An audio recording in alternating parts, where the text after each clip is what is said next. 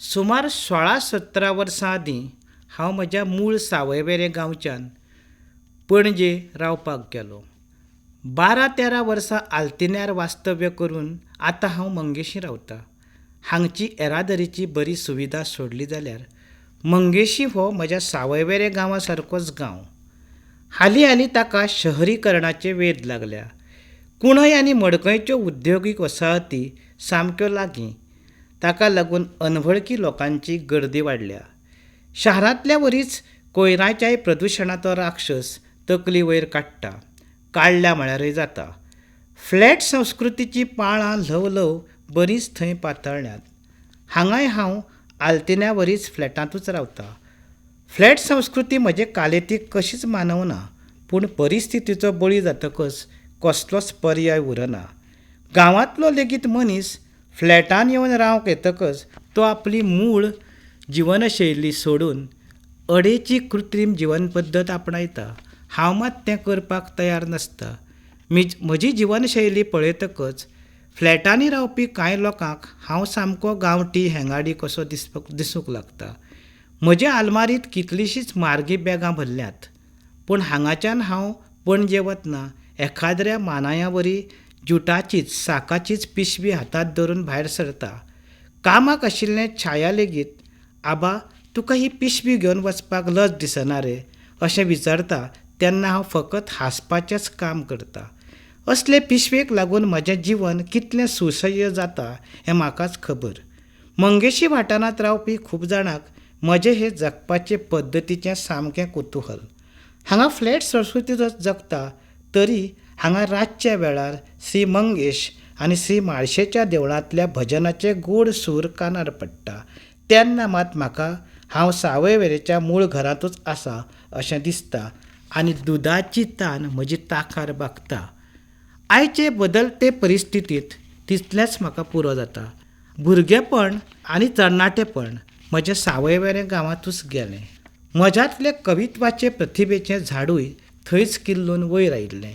ताका लागून म्हाका रातचे न्हिदेंत चडशीं सपनां पडटात ती घरा कडलींच आनी गांवांतलींच.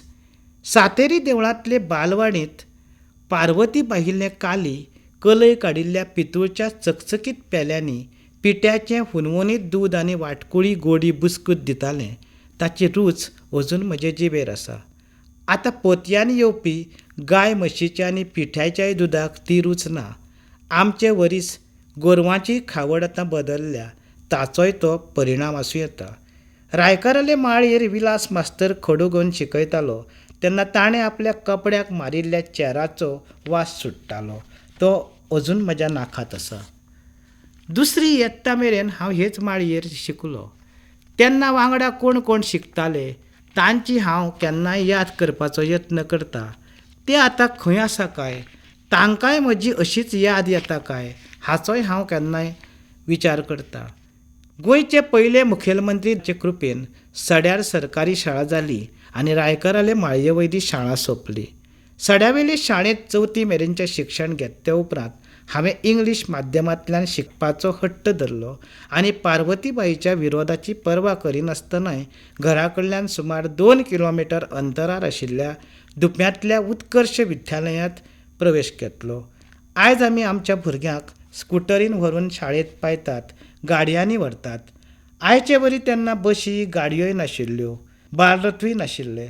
फाटीक बोटवो लावन चलून वचप आनी चलून येवप. वाटेर काण्णां खावप, चुन्नां खावप, अनसा तेंपार चोरून अनसां काडप आनी तीच त्या फातरार मारून खावप. तांतल्यान मेळपी आनंदाची आमच्या भुरग्यांक कल्पना आसची ना. म्हज्या स्नेहाक समिदाक केन्नाय हांव त्यो खबरी सांगतां तेन्ना तांकांय अजाप जाता. तेन्ना मराठी माध्यमांतल्यान इंग्लीश शिकून वचपाचो निर्णय घेवप म्हळ्यार एक तरेचें तें बंडूच आसतालें. हांवेंय तें केल्लें तें बंडूच म्हणचें पडटलें. ना म्हळ्यार 4थेक आसतना हांवें हें बंड केल्लें. पानरी नांवाचो एक मास्तर आमकां शिकयतालो. तो कितले शिकिल्लो तें मात हांव नकळो. त्या काळार पटानसूट काय कसले तरी नवेच बूट आयिल्ले. म्हज्या अंदाजा प्रमाण 2 काय 2.5 रुपया ताका पडटाले. आमचे नदरेन ते खुबूच म्हारग आनी उंची. म्हाका ते हाडिल्ले. उंची म्हणटकर वर्गा भायर काडपाक भिरांत. कोणेय चोरून व्हेले जाल्यार हांव ते घालून वर्गांत गेलो. तेन्ना जुतीं भायर काडची पडटालीं.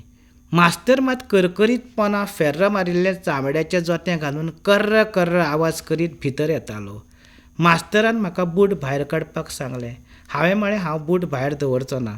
कोणी चोरीत जाल्यार तूं तुजें जोतें पयलीं भायर दवर.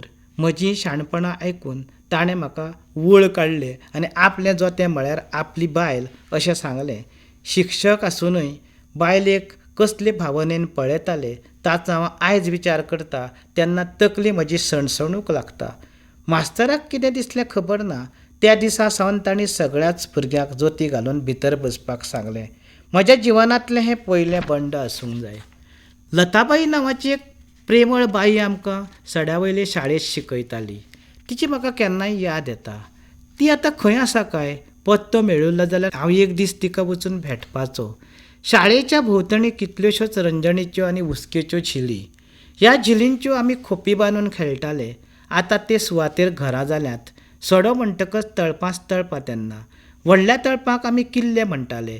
कोण मराठे जाताले जाल्यार कोण मोघल जाताले. मराठ्यांनी मोघलाचेर घुरी घालप प्रत्येकाक शिवाजी जावपाची चड उमेद आसताली. हो खेळ खेळटना खूबच मजा येताली. उत्कर्श विद्यालयांतलें माध्यमीक शिक्षण सुरू जालें आनी भुरगेपण पयस पयस वचूंक लागलें. घरांतले गरिबेचो अंदाज येवंक लागलो. नवे मित्र, नवे शिक्षक, नवें वातावरण. ताचे वांगडा नवे नवे प्रस्नूय निर्माण जाले. अन्याया आड पेटपाची वृत्ती, नवी विचारधारा विकसीत जावंक लागली. म्हज्या जिवन प्रवासाचो विचार करता करता तेन्ना हो काळ म्हाका खूबच म्हत्वाचो अशें दिसता. जिणेंतली चडशी चडणां मडणां हांव ह्याच काळांत हुंपलो. सुटी पडली म्हणटकच धाटींत जावं पातीवयल्या मैदानार वचून क्रिकेट खेळप, क्लबांत कॅरम खेळप, वाळेस जावन बाजारांत गड्ड्यांनी खेळप, मागीर घामाघूम जावन थेट अनंताचे तळयेंत बूड मारप. भटालो नरशिंव, घनश्याम, प्रशांत, श्रीकांत ह्या तेन्नाच्या वांगडच्या वांगडा धुवांनी खेळप. देवळांत केन्नाय सोप्ता आसतालो. सोप्ता म्हळ्यार 24 तास अखंड भजन. रातभर देवळाच कडेन. फांतोडे वेलो दादा भटाल्या उसळेचो दोणो हातार पडटकच घरा परतप. देवळांत भजनाक मात हांव केन्ना बसलोच ना. भितर भजन चलतालें आनी आमी भायर खेळटाले. मदीं मदीं दादा भट भायर येवन तापयतालो. म्हाका ताची तेन्ना तिडक मारताली.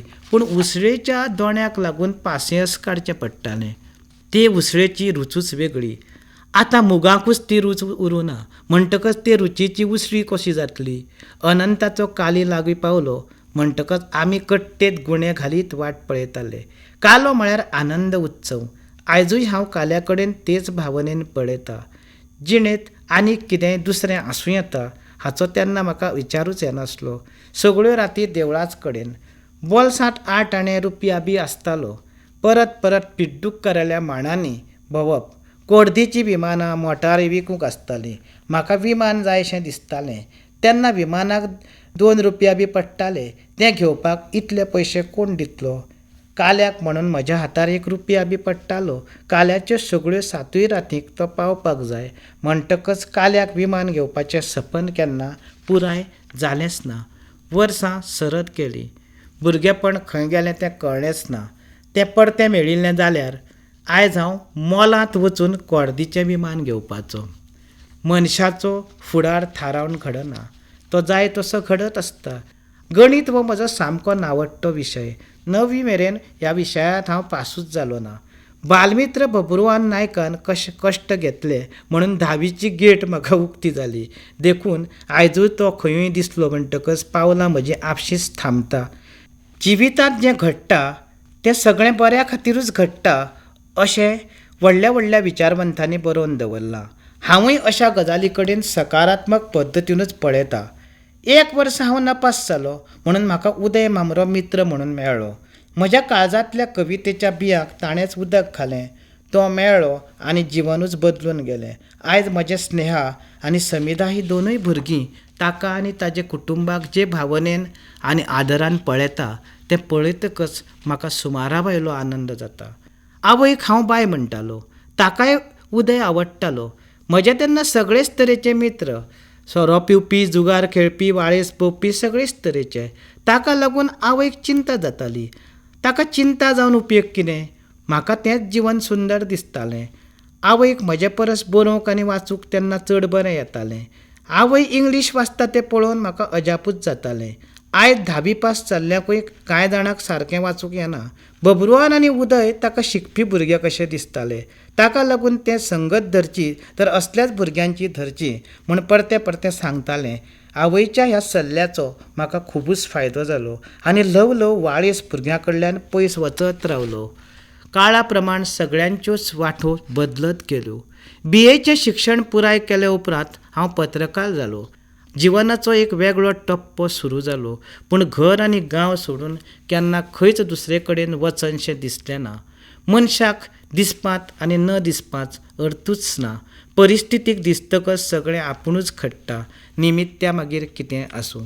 कुटुंबाक घेवन जड अंतस्करणांतल्यान हांव पणजे आल्तिनार रावपाक आयलो तेन्ना कितलेशेच म्हयने हांव अस्वस्थूच आशिल्लो. सभावांतूय चिडचिडपणां येवंक लागिल्लीं. घरांतलीं मनशां आनी गांव सोडून पयस रावपाक आयला ही कल्पनाच म्हाका त्रास करताली.